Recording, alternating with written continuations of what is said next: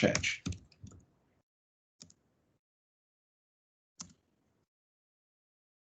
Beleza. O aplicativo da Microsoft informou que a gravação foi iniciada. Estou informando em áudio e informando também por escrito no nosso chat do grupo de reunião de hoje. Vamos aqui para a projeção, tela clara, dos nossos slides de hoje. O material do encontro passado já foi disponibilizado no portal acadêmico e no site. Beleza? Salvo engano, também está nos arquivos aqui do Teams. Vamos lá. Direito do Trabalho 1, aula 3, relação de emprego. Gente, hoje a nossa missão é um pouquinho mais curta do que ela foi na semana passada, né? Semana passada eu segurei bem mais vocês, para a gente conseguir fechar lá os slides que trata da questão principiológica, para a gente conseguir avançar, né, na nossa disciplina, otimizar o nosso tempo juntos aí, mesmo no formato virtual. Hoje vamos falar da relação de emprego e da relação de trabalho. A relação de trabalho vai se depender, né, da ausência de um dos elementos na relação de emprego. Vocês vão perceber que em um dos slides eu trato de um princípio, mas eu precisei tratar dele dentro dessa questão da análise dos elementos da relação de emprego. Por quê? Porque alguns autores apresentam o referido como um princípio, como um elemento da relação de emprego.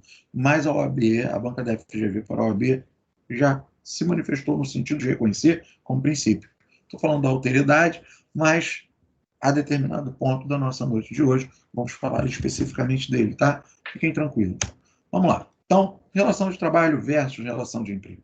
A relação de trabalho e relação de emprego são coisas diferentes dentro das definições estabelecidas pela CLT. De vez em quando a gente usa, né, a expressão relação de trabalho como sinônimo da expressão relação de emprego, mas não é bem o caso.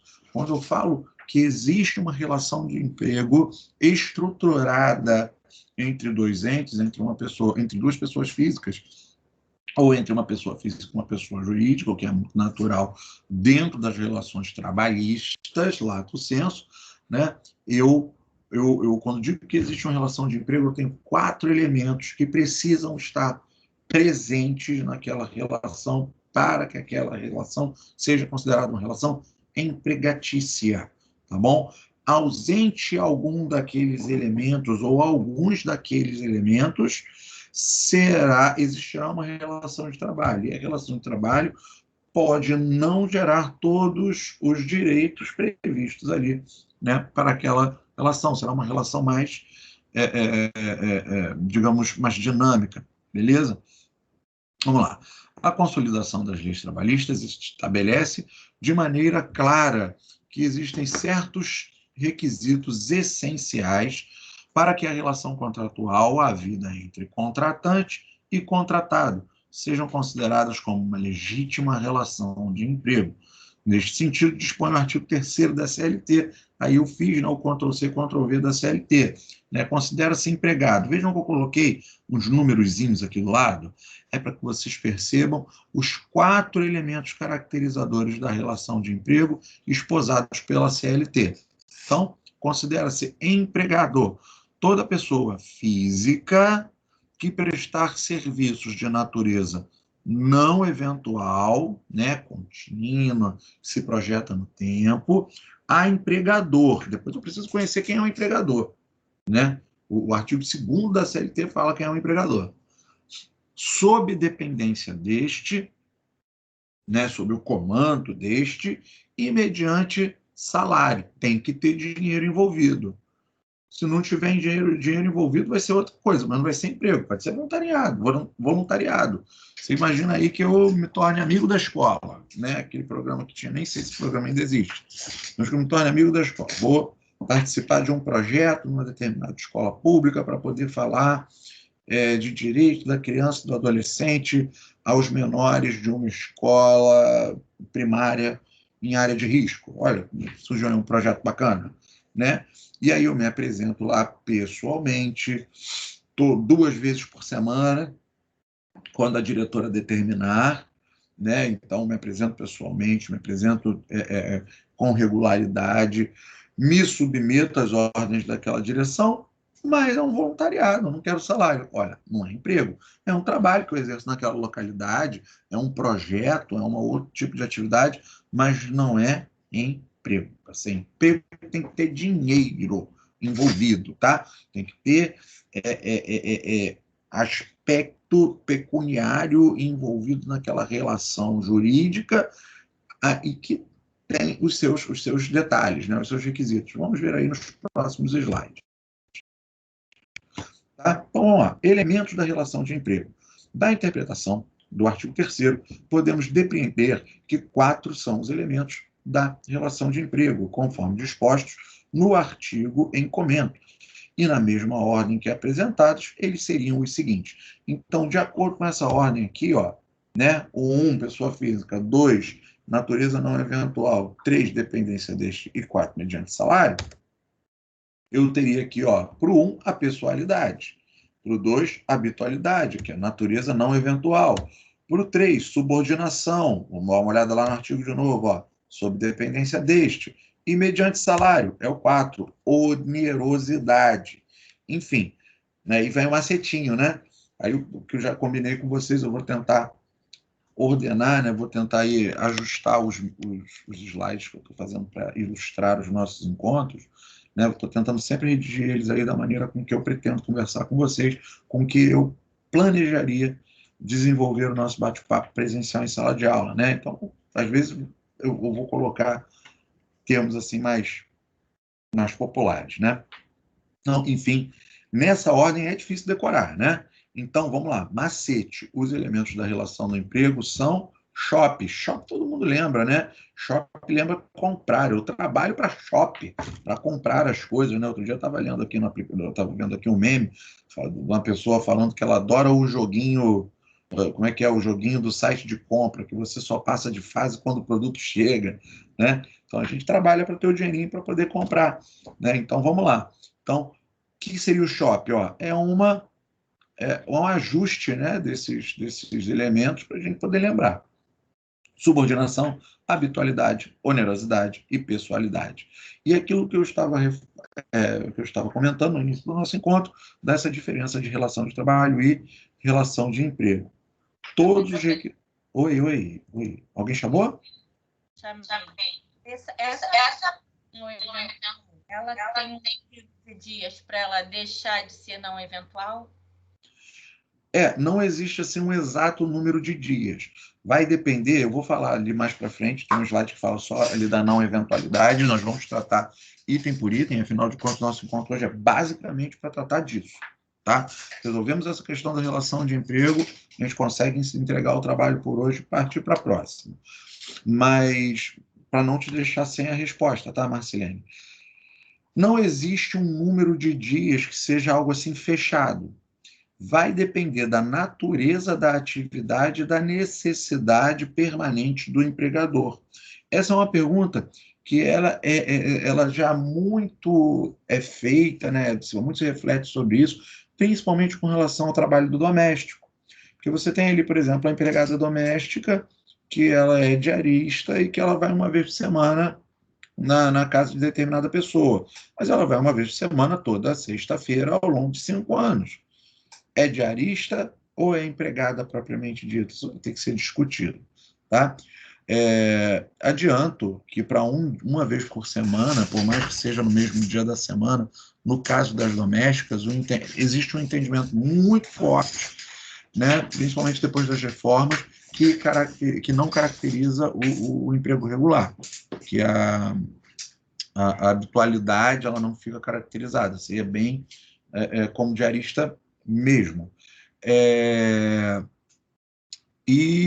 Mas eu vou te dar um outro exemplo de pessoas que trabalham uma vez por semana e que está caracterizada firmemente em relação de emprego, é o professor. Né? Por exemplo, tem uma instituição onde eu trabalho que eu fico lá uma vez por semana, né, o dia inteiro, mas uma vez por semana.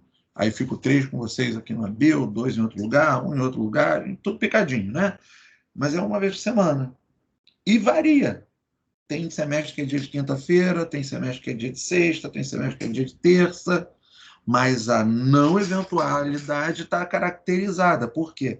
Se for projetar, né? Por mais que exista uma mudança nesse dia, por mais que seja um dia só, mas em comparação com a necessidade premente desse empregador e com a regularidade de desenvolvimento de suas atividades, demonstra-se que essa aparente eventualidade, na verdade, é uma projeção de continuidade no tempo, é uma não eventualidade, é uma habitualidade dentro das condições e limites impostos ou da necessidade do negócio, do empreendimento ao qual esse empregado está se vinculando. Então, Marcelene, vamos lá, para tentar simplificar essa tua resposta. Eu vou voltar nisso daqui a pouco, tá? Mas para tentar simplificar e não te deixar aí no escuro. Não existe um número mínimo de dias. Não existe. Entretanto, se for olhar assim a grosso modo, a maioria dos julgados entende que a partir de 3 dias existe a não eventualidade, mas que, para tanto, é necessário que se observe a relação entre a atividade profissional e a natureza do empreendimento. Tá bom? Vamos lá. Onde que eu estava? Tá, aqui no finalzinho do slide. Todos os requisitos têm que estar presentes ao mesmo tempo. A falta de um deles já descaracteriza a relação de emprego. Então, para que esteja caracterizada a relação de emprego, esses 4 requisitos têm de ser demonstrados: a subordinação, a habitualidade, a onerosidade e a pessoalidade, pois somente pessoa física pode ser empregado. Se não se tratar de pessoa física, não é empregado. É parceiro comercial, é outro tipo de relação, mas não é relação de emprego. Então, fica a dica. Você vai trabalhar, né, num determinado processo, bate lá a porta do seu escritório uma determinada pessoa e dizendo: olha, minha carteira nunca foi assinada, trabalhei tal dia, tal, te conta a historinha dele. E você fala: bom, a gente tem que entrar com uma reclamação trabalhista para reconhecer o seu vínculo empregatício e cobrar todas as verbas decorrentes aí da rescisão, as verbas decorrentes do teu contrato. De cara, a tua primeira preocupação dentro da narrativa da tua peça processual é deixar claro para o juiz cada um desses pontos. Existe relação de emprego, eis que trabalhava tal dia, tal dia, tal dia, tal dia. Demonstrada a habitualidade. A pessoalidade se demonstra, fica evidente, eis que o mesmo prestava pessoalmente os serviços contratados e por diante. Tá bom? Vamos partir, né? Subordinação. Subordinação jurídica. O empregado está subordinado, devendo obedecer às ordens emanadas por seu empregador. Aí tem um probleminha, né? Porque olha só, é certo que as ordens emanadas pelo empregador devem pautar-se em critérios pré-estabelecidos, né? Em certos critérios rígidos, a fim de não ofender aos limites naturais que se estabelecem nas relações humanas. Beleza? Então, que critérios são esses? Nós precisamos aí delimitar esses critérios. Quais são os limites do exercício do poder do empregador? É um próximo tema que eu pretendo abrir só no encontro da semana que vem, né? Nós vamos analisar também quais são os poderes do empregador, tem macetinho para isso, tá? E até onde vai o poder do empregador de subordinar seus empregados, de comandar seus empregados, tá bom? Essas limitações, essas determinações do empregador, elas não podem ser, por evidente, ilícitas. É o mais fácilzinho de lembrar. Eu não posso determinar que o meu empregado cometa um determinado crime. Eu não posso determinar que o meu empregado pratique um determinado ato que é vedado na legislação civil, né, que vai causar a ele um determinado prejuízo a um cliente, tá? Essa determinação não pode ser ilícita, a ordem não pode ser ilícita, tá? Essas determinações do empregador não podem ser ofensivas à moral do empregado. Eu não posso, sei lá, falar assim para o meu empregado, tá chamando ele de burro, né? Ah, seu fulano, isso. Vamos exemplos ali mais na frente. E elas não podem extrapolar os limites do exercício da atividade profissional do empregado. Te contratei para uma coisa, estou mandando você fazer outra. E aí, dependendo do que eu mando fazer, eu posso estar ofendendo a sua moral enquanto no exercício da sua profissão. Vamos lembrar que o trabalho ele tem uma especial valoração de condão constitucional, é uma especial proteção de condão de ordem constitucional, eis que trata-se o trabalho e também o livre empreendimento. Tratam-se de fundamentos do Estado democrático de direito. Beleza? Vamos aqui para o próximo. Deixa eu dar uma olhadinha. Eu achei que tinha aberto aqui algum microfone. Alguém chamou para fazer pergunta ou foi sem querer aqui que abriu o microfone? Não. Então, deixa eu ver aqui se tem alguém com o microfone aberto, só para a gente não ouvir nos barulhinhos. E eu sei que isso atrapalha um pouquinho o desenvolvimento do nosso bate-papo. Vamos lá? Então, sobre os limites da subordinação do empregado. Essas, com relação às determinações ilícitas, né? O comando do empregador não pode. Deixa eu dar uma olhadinha aqui, que eu consigo ficar ligado aqui no que vocês escrevem pelo Teams também. Ilícitas, ofensivas e aqui, está aqui no terceiro, e ofensivas à moral ou que extrapolem os limites do exercício profissional. É que vibrou aqui, eu fico. Como quando eu estou falando com vocês, exibindo os slides, eu não consigo enxergar aqui o chat pelo computador. Então, eu deixo o telefone aqui com o chat aberto, que aí vocês estão fazendo aí as perguntas, fazendo as colocações, eu consigo tentar ir acompanhando as perguntas feitas por escrito. Tá? Então, o Ralf colocou aqui listas ofensivas e não se pode também, o empregador não pode fazer determinação ao empregado que extrapole o limite do exercício profissional. Esse é o terceiro, tá? É o trezinho que está aqui, que pode atingir a moral subjetiva do trabalhador, tá? Aqui, percebam que essa diferença aqui do 2 para o 3 é sutil. No 2, ofensiva à moral do empregado é a moral subjetiva do empregado enquanto pessoa, tá? E essa aqui que extrapola os limites do exercício profissional é ofensiva ao empregado enquanto profissional. Eu vou, no próximo slide, dar uns exemplos aqui, que eu acho que vai conseguir dirimir essa dúvida, tá? Então, determinações ilícitas. O comando do empregador não pode ofender a dispositivo legal, de qualquer natureza. Não pode ofender a dispositivo legal de natureza penal, de natureza civil, de natureza tributária. Não pode ofender a legislação, não pode ser ilícito, não pode ser ilegal.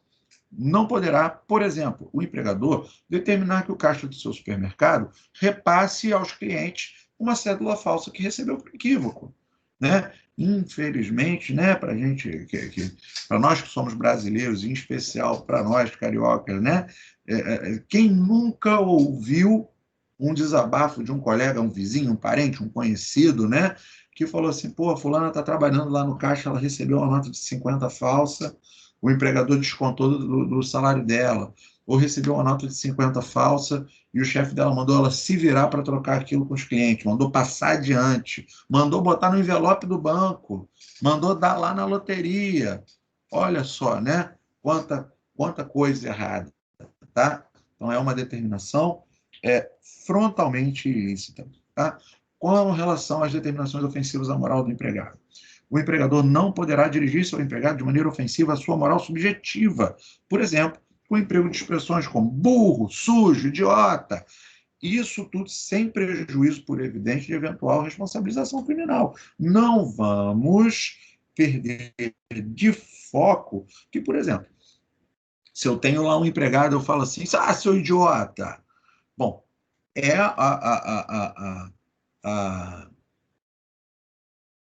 eu vou estar me dirigindo de maneira ofensiva à moral desse meu empregado e vou ainda estar praticando o ilícito de injúria.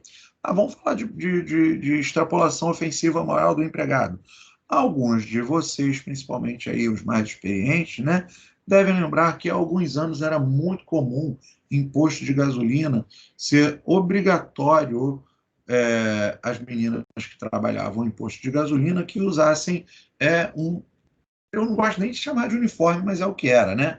Um determinado uniforme que sensualizava o corpo da mulher, tá?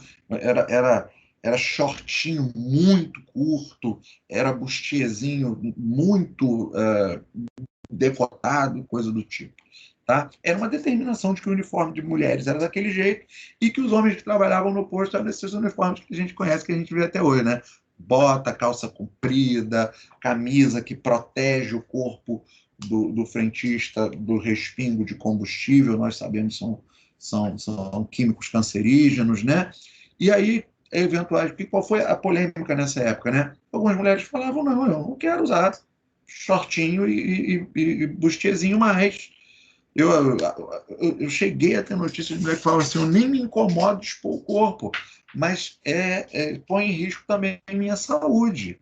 Então, mas olha só, para focar aqui nesses limites de determinações ofensivas à moral, era uma imposição de uma conduta, de uma diferenciação ali entre empregados dentro de uma mesma categoria, com funções semelhantes, mas que buscava-se, vamos dizer assim, objetificar, né?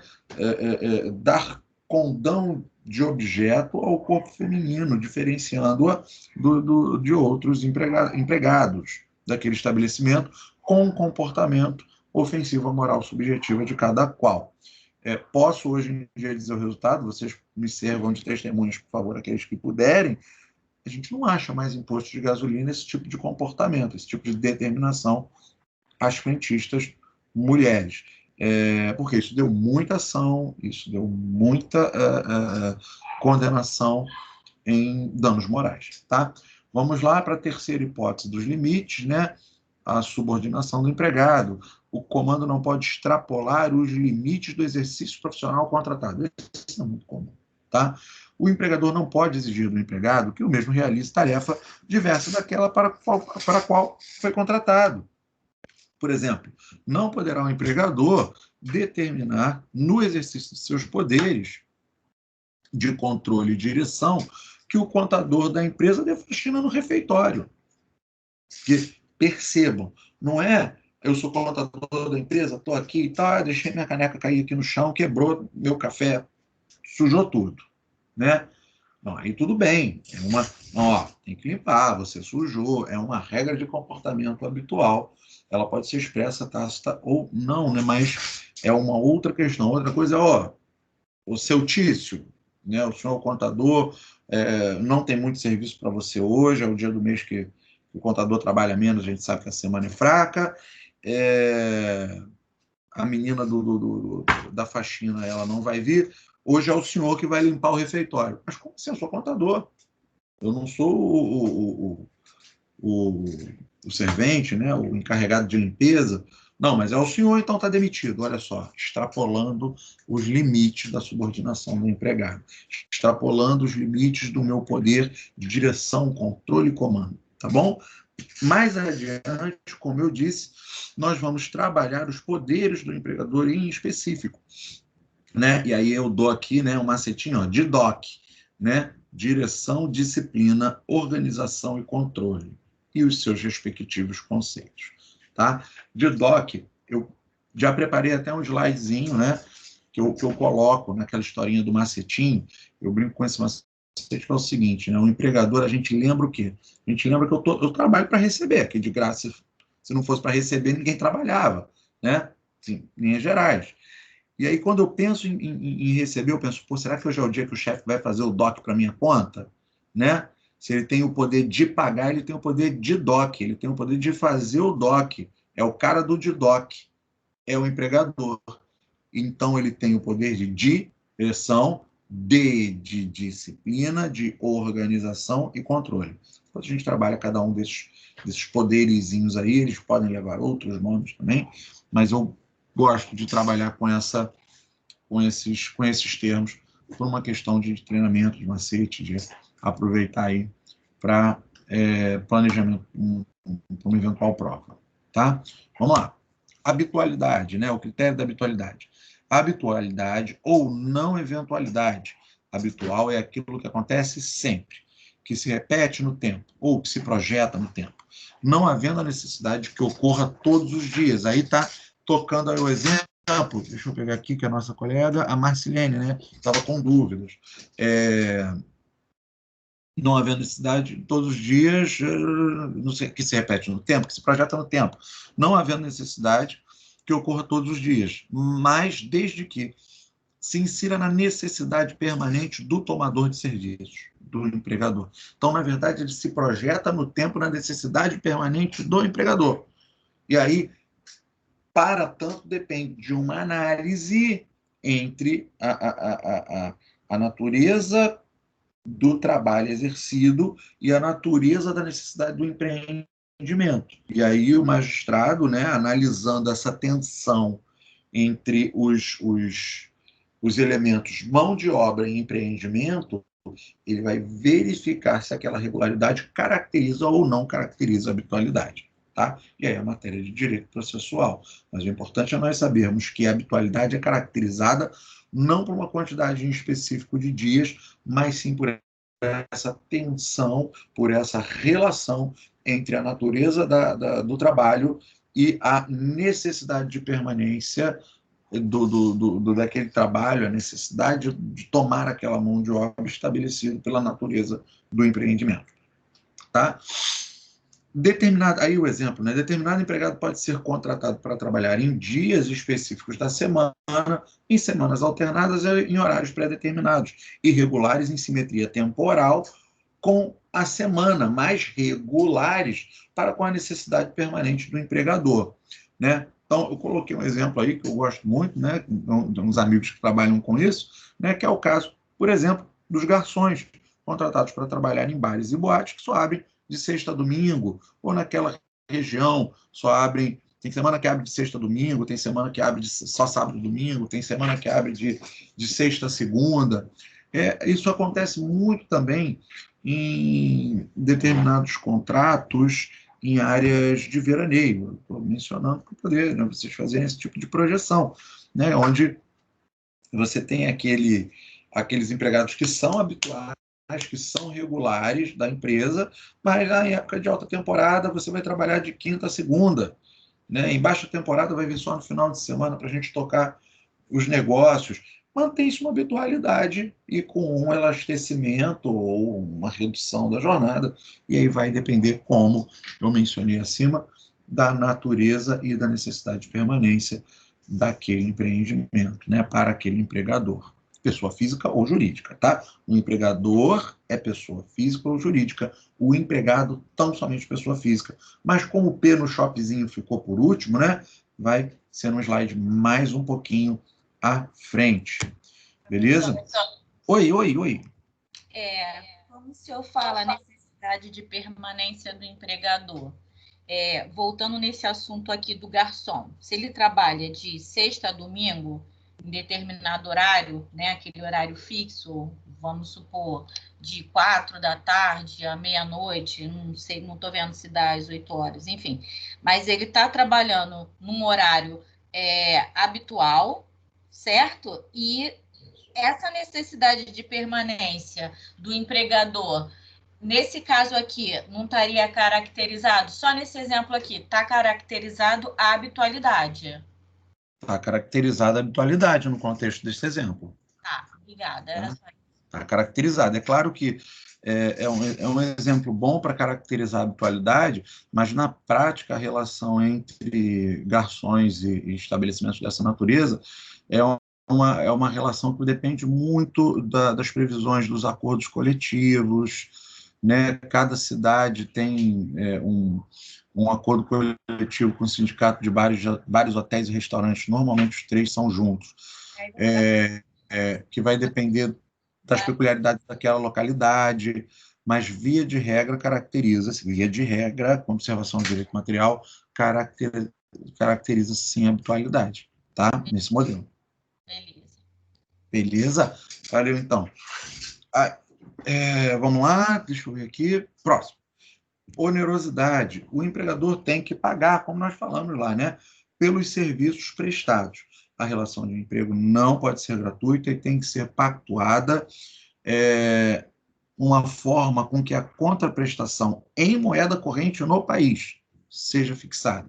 Então, se vai ser o pagamento semanal, quinzenal, mensal, vai ser diário, a frequência com que esse pagamento vai ser feito tem que ser pactuada lá, né, de acordo com as regras do contrato estabelecidas entre aquelas partes.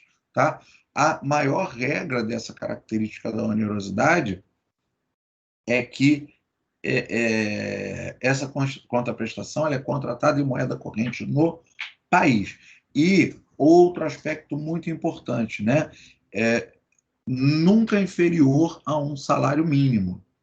Aí você fala assim, poxa, mas a minha esposa, minha irmã, meu irmão, é professor, ele trabalha em uma escola lá, ele ganha R$ 500 por mês, porque só tem uma turma lá, trabalha uma vez por semana, de manhã, numa escola, ganha R$ 500 por mês.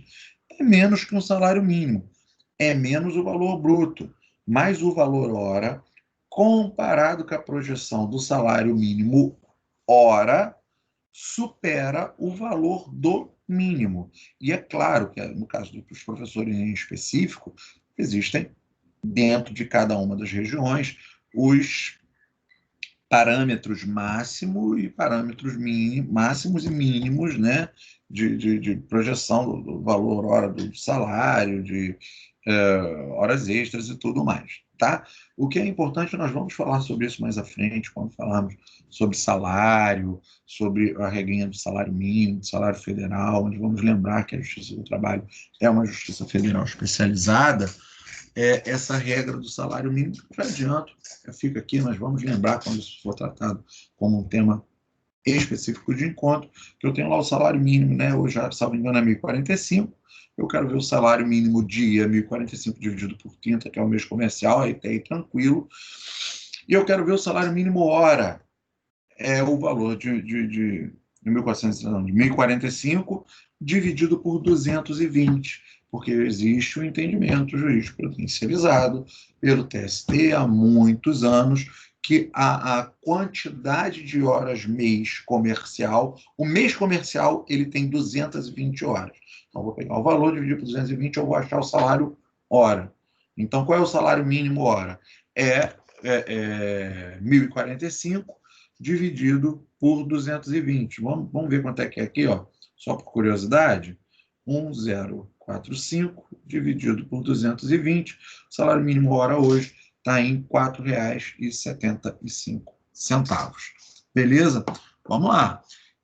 E aí, né, a projeção aqui, né, o artigo 463 da CLT, por evidente, informa, né, nos orienta que a prestação em espécie do salário será paga em moeda corrente do país. O pagamento do salário realizado com inobservância deste artigo considera-se como não feito. Então, você é meu empregado, trabalha lá na minha empresa, você chega para mim e eu te pago, sei lá, com... Opa, dólar não, todo mundo quer receber em dólar, né? Mas também enquadraria aqui na inobservância do artigo. Mas algo que eu fiquei, dar um exemplo, né, pessoal, que a pessoa achou que eu estava querendo passar nota falsa. Quando a primeira vez que eu fui no Paraguai, prometi para minha filha que ia trazer a moeda local do Paraguai para ela. Né? Eu nem sabia qual era a moeda local, porque a gente vai para o Paraguai ali, na fronteira eles aceitam muito bem o real e eles gostam mesmo de dólar. Aí peguei acho que R$10 na época, e estavam vendendo um negócio, era assim de comer, empanadas, uma coisa assim.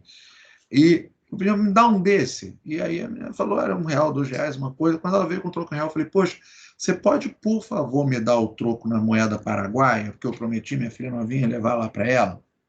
Né? Aí ela me pagou em Guarani. Então, imagina que eu seja ali um Guarani, que é uma moeda muito desvalorizada. Por que eu estou falando isso? Então, é muito comum ali na fronteira, né, a utilização do real e do dólar, mas não se usa o Guarani.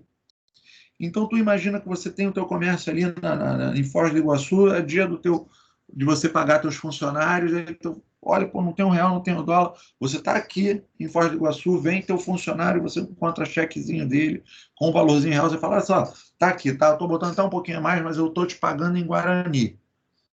Olha, por inteligência da análise do parágrafo único do 463, o pagamento de salário realizado em território nacional com inobservância deste artigo, ou seja, pago em moeda estrangeira, se considera como pagamento não realizado. Beleza? Então, por que acontece essa história toda, né? Para poder pontuar aí essa questão em específico, porque essa pegadinha cai em exame de ordem, cai no ENAD em questões contextualizadas. Beleza? Vamos chegar para o próximo slide. Pessoalidade, né? Pessoa física. Eu acho que, na verdade, é o mais fácil, mas a gente tem que fazer essa marcaçãozinha aí de pontos de interesse, né? Pessoalidade, pessoa física, intuito personae. O empregado é uma pessoa física, escolhido pela sua qualificação pessoal e profissional. E, por isso, não se pode fazer substituir por outra pessoa sem o consentimento do empregador. Por quê? Porque eu, enquanto empregador, eu escolhi você para ser meu funcionário. Ou você é um profissional que tem características especiais, que tem um conhecimento especializado, que tem uma arte ou um ofício diferenciado, ou que você simplesmente é uma pessoa honestíssima. Te contratei pela sua honestidade. Você é um cara que não desviaria 10 centavos de um caixa para o seu bolso, né? Que é uma qualidade que os empregadores buscam firmemente hoje em dia. Pasmem, né? Eu sei que dentre vocês, né, na turma de vocês, eu não sei quantos estão presentes hoje, eu sei que tem alguns empregadores e eles me servirão de testemunha se quiserem, não precisam nem se manifestar, mas o quanto é difícil, a reclamação que a gente recebe como advogado mesmo, dos empregadores, o quanto é difícil hoje em dia arrumar profissionais em que se pode confiar, né? Mas, comentários nesse sentido à parte, né? Não se pode fazer substituir por outra pessoa sem o consentimento do empregador, porque a relação empregador-empregado é uma relação de pessoalidade, é uma relação direta com aquele sujeito individualmente identificado. Em relação ao empregador, não há que se falar em pessoalidade, pois o empregador pode ser empresa, pode ser pessoa física, pode ser pessoa jurídica ou pessoa física. O empregador, o dono da pessoa jurídica, não precisa estar ali no negócio todos os dias. Ele pode determinar que um preposto seu comande as atividades da empresa, ou que haja um rodízio de prepostos. A maneira como esse empreendedor vai gerir o seu negócio tem muito a ver lá com os poderes de gestão dele, de direção dele sobre o empreendimento. Agora, o empregado tem que apresentar-se pessoalmente para o trabalho. Então, beleza. Relações havidas entre empresas são relações de parcerias comerciais ou assemelhadas. Estão vinculadas ao ramo do direito empresarial ou ao seu ramo específico, né? E há regras específicas para relações entre pessoas jurídicas. Deixa eu modificar aquilo ali que ficou feião, né? Esse H que eu comi aqui. É que eu esqueço de corrigir, né? Vamos lá, deixa eu ver aqui quantos mais faltam. Beleza, aqui já chegarei. Aqui eu já comecei a rascunhar o meu empregador ali. Então, estamos aqui no pessoalidade. Só tem mais 2 para a gente se liberar hoje, tá? Daqui a pouco eu libero vocês, tá? Não basta ser pessoa física para que se caracterize a pessoalidade, mas que tão somente a pessoa contratada pelo empregador possa exercer a atividade em questão. Cara, você é advogado da empresa, você está tentando quebrar um desses critérios, né? Está tentando provar que um desses requisitos que comprovam a existência da relação de emprego não se consolidou. O da pessoalidade é um que, de vez em quando, a gente consegue provar que ele não ocorreu. Vou dar um exemplo, sem falar o nome de empresa, claro. Uma vez trabalhei num processo que o camarada prestava serviço de manutenção de ar-condicionado e tal, e era não chegava a ser uma empresa, mas era um negócio de família, né? Trabalhava ele, o filho dele, o sobrinho, aquela galera. Mas só quem prestava serviços num determinado empreendimento prefiro não dizer qual era a natureza, de manutenção daqueles aparelhos de ar-condicionado, era o coroa, era o mais velho, era o pai, porque ele tinha uma relação com o dono do empreendimento. Um belo dia, o pai ficou adoentado, acho que ficou doente, ou fingiu que estava doente, coisa do tipo, mas ele não queria mais ir lá naquele empreendimento. Falou: meu filho, você vai, teu primo vai, vocês se revezam, quando for perto do dia de receber o valor dos pagamentos lá, que vai ter que ser com o seu fulano de tal, que é quem faz pagamento, eu vou, e a gente vai se revezando para a gente não se aborrecer. Né? Que tinha uma peculiaridade lá que fazia com que ele se aborrecesse.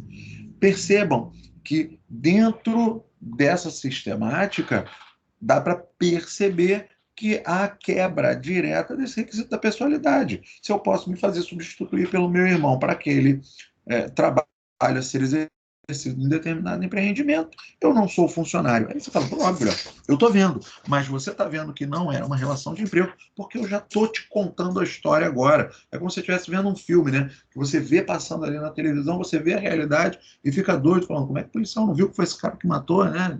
Ele não tem todos os elementos como você está tendo. E, pasmem, né?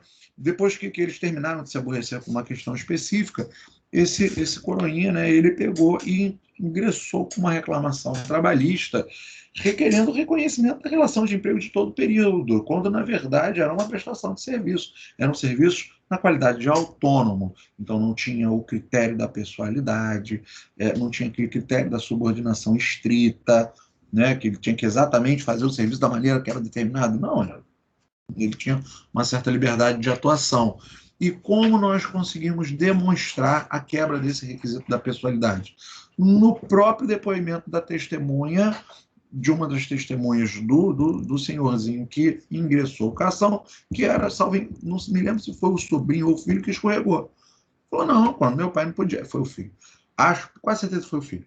Quando meu pai não podia ir, ia eu. Quando ia eu, ia o outro, ia fulano. Então não tinha essa obrigação de só seu pai podia entrar lá. Não, meu pai ia perto da época do pagamento, que era para pegar o valor do serviço, que ele que segurava o dinheiro e pagava todo mundo.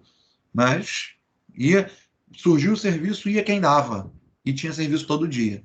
Então, olha só, quando ele deu esse depoimento, a própria testemunha do reclamante, ele serviu de prova para a tese da reclamada, quebrando o requisito da pessoalidade em procedência na reclamação. Tá? Vamos lá. Onde que eu parei? Aqui não basta ser pessoa física para que se caracterize a pessoalidade, mas que tão somente a pessoa contratada pelo empregador possa exercer a atividade em questão.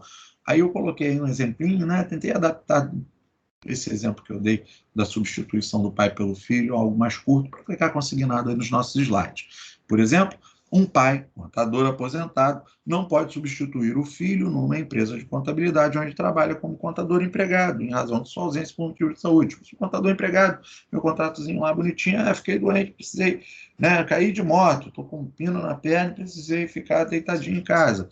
Meu pai, que é contador, vai lá cumprir a minha carga horária, a minha jornada. Não pode, vai estar quebrando o requisito da pessoalidade. Pode, se for gerado um novo contrato, com todas as regras que mais à frente vocês vão conhecer. Mas a substituição por impulso do empregado não pode ocorrer. Se ocorrer, quebra-se o requisito da pessoalidade. Bom, vamos lá. Alteridade, aí que está a bonitona que eu falei com vocês no início do nosso encontro, tá? Vamos aí, ó, alerta para alteridade. Eu ia até colocar, né, a redação desse slide de uma maneira mais, né, misteriosa, mas eu preferi fazer dessa forma. Alteridade é princípio, ponto. Aí você vai falar: por que, Léo, você não colocou no slide de princípio? Porque tem alguns livros, eu não prefiro nem... na verdade, de cabeça, eu não me lembro o nome dos autores. Se vocês acharem, podem até comentar comigo aí, falar nos nossos encontros para complementar. Posso procurar, mas prefiro não criticar o autor, né?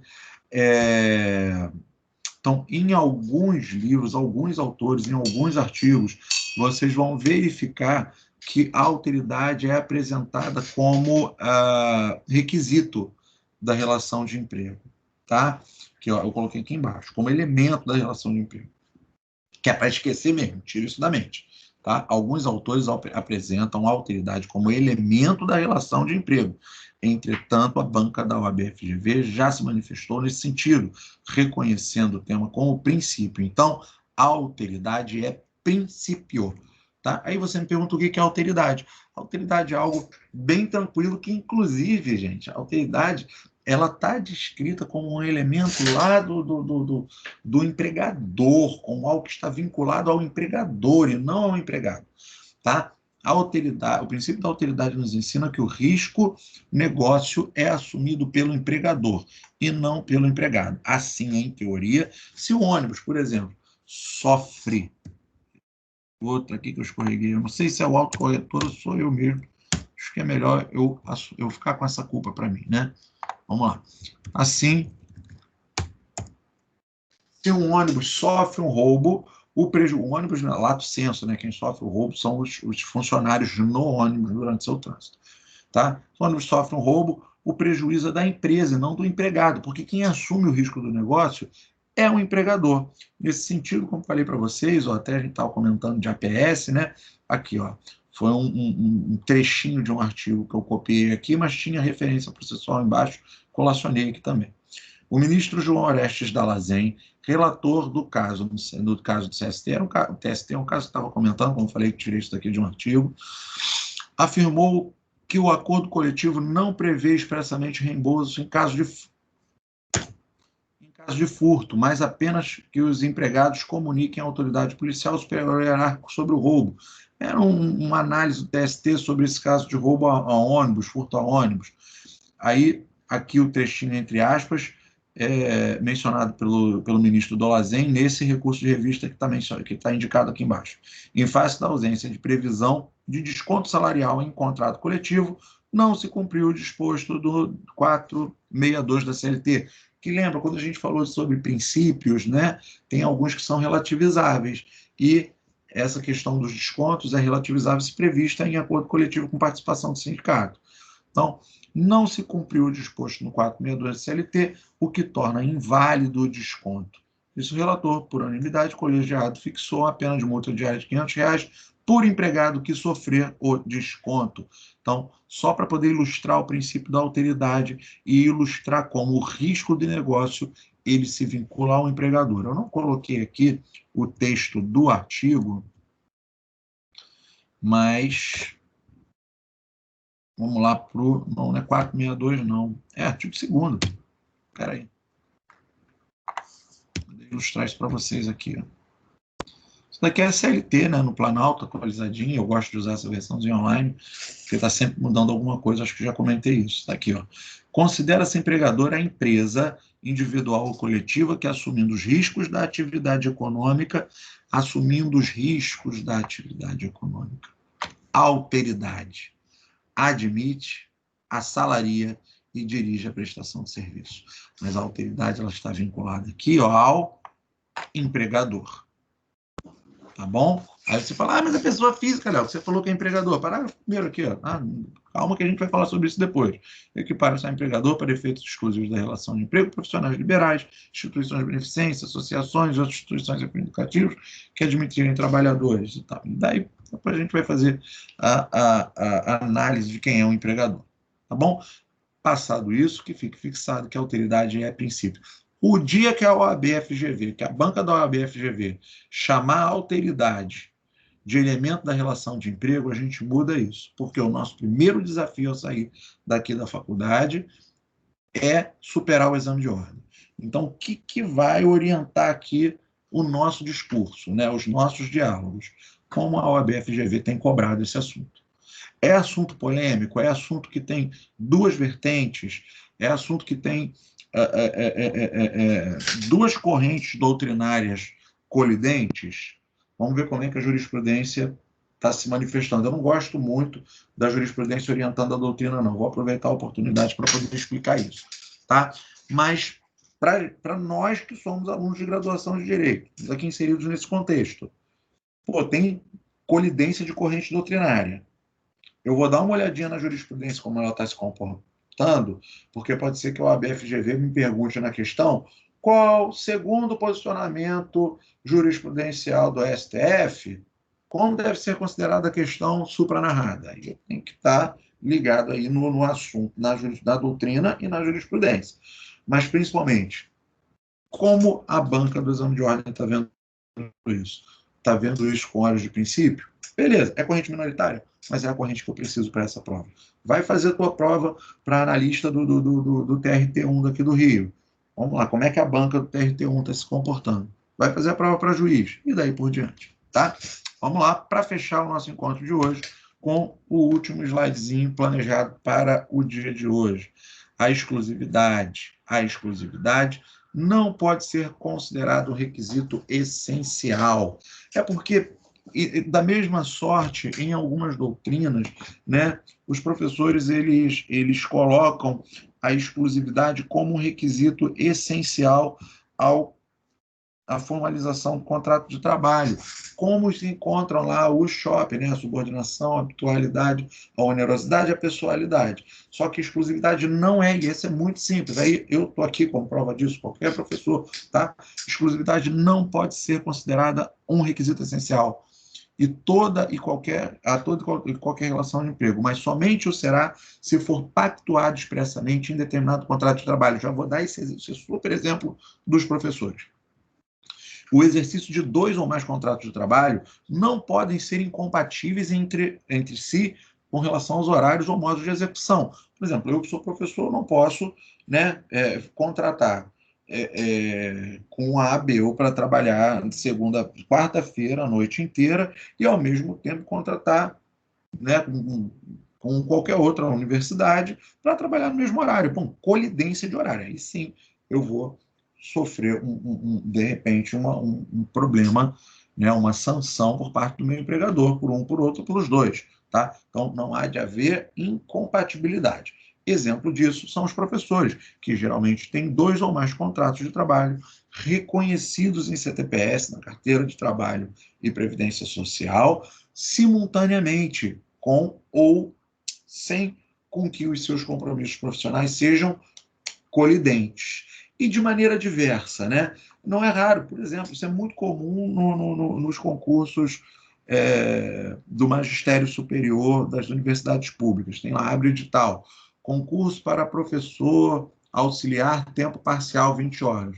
Opa, se Deus quiser eu passar, né? Eu posso trabalhar naquela universidade federal e posso continuar com os meus contratos privados.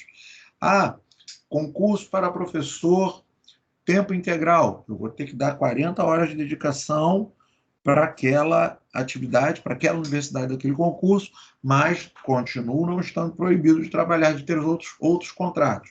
Concurso DE, para dedicação exclusiva a determinada universidade. Agora sim, passei nesse, tenho que encerrar os meus outros contratos. Por quê? Passei, fui empossado, assinei os termos da minha dedicação exclusiva, não posso mais ter outros contratos. Por quê? Porque opcionalmente aderi a essa cláusula expressamente determinada em contrato de trabalho, em razão de sua natureza da atividade, enfim, ali os horários e o interesse de comprometimento daquele empreendimento, da natureza daquela atividade, ela exige exclusividade daquele tipo de profissional. E isso é para qualquer profissão, tá? Então, quando o teu cliente chega para você e fala assim, mas minha carteira está suja, porque fulano me mandou embora, não deu baixa na carteira. Eu vou ter que tirar a segunda via, porque senão ninguém vai querer me contratar. Isso já está se tornando cada vez mais incomum, tá? Nada impede, né, que um outro empregador regularize, formalize o contrato de trabalho com o empregado que está com o vínculo aberto na carteira. Tá? Pode ter uma judicialização da questão. Você imagina a empregada doméstica que tem carteira assinada, a empregadora dela morre, né, e não deixa filho, não deixa nada, não conseguiu dar baixa na carteira. Ela vai ter que fazer o quê? Tem que buscar o Poder Judiciário para poder regularizar aquela situação que ficou em aberto na sua carteira profissional. Beleza? Então vamos lá. Hoje, bom, 9h10, já segurei vocês um pouquinho mais, né, do que o meu parâmetro temporal ali, para essa regrinha de exceção. A partir da semana que vem, eu vou nós vamos conversar aqui sobre os poderes do empregador. Não se preocupem, eu vou, no final do encontro de hoje, fazer esse recorte desse slide, tá? Pegar esses 10 primeiros slides aqui e transformar eles num documento de PDF para compartilhar com vocês, tanto aqui no meu site, né, quanto lá no nosso portalzinho acadêmico. Está aberto aqui na disciplina de prática simulada penal, porque foi o primeiro tempo de hoje. Tá beleza, gente? Vamos lá, deixa eu encerrar primeiro aqui a gravação. Quanto antes eu encerro a gravação, mais rápido eu consigo disponibilizar